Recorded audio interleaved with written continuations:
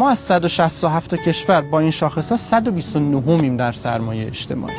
خب ببین این که تو میرسی به مرحله‌ای که بخش بزرگی از مردمت اینو هیچ کس نمیتونه کتمان میکنه، میگن بذار بیاد بزنه، این یعنی سقوط یک حکومت در ذهن‌ها. حکومت‌ها قبل از اینکه در عمل بریزن در ذهن‌ها میریزن. میگید بازدارندگی، میگید شوروی، خانم دراکولیچ کتاب داره کمونیسم رفت ما ماندیم و خندیدیم. میگه شوروی به خاطر موشک و اینا، میدونی که به هر حال سلاح هسته‌ای داشت، همه امکاناتو داشت.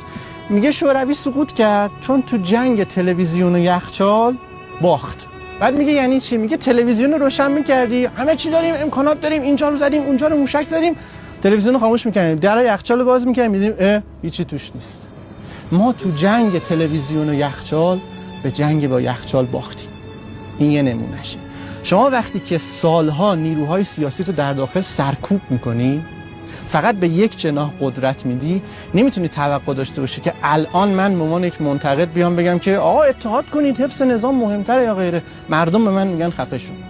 تو وقتی که سالها تو شبکه خبرت میگی اسلام اسلام، امت که اونم در جایگاه خودش میتونه مؤلفه قدرت باشه، ولی به بقیه میگی ساکت شو و پرتشون میکنی بیرون، نمیتونی یه روزه بیای آرش کمانگیر پشت سرت نشون بدی بگی مردم متحد بشید.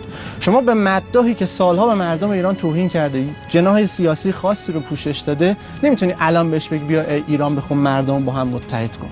ما تو مطالعات تروریسم ایشون بهتر میدونن. من رو منطقه سیستان بلوچستان کار کردم سر این.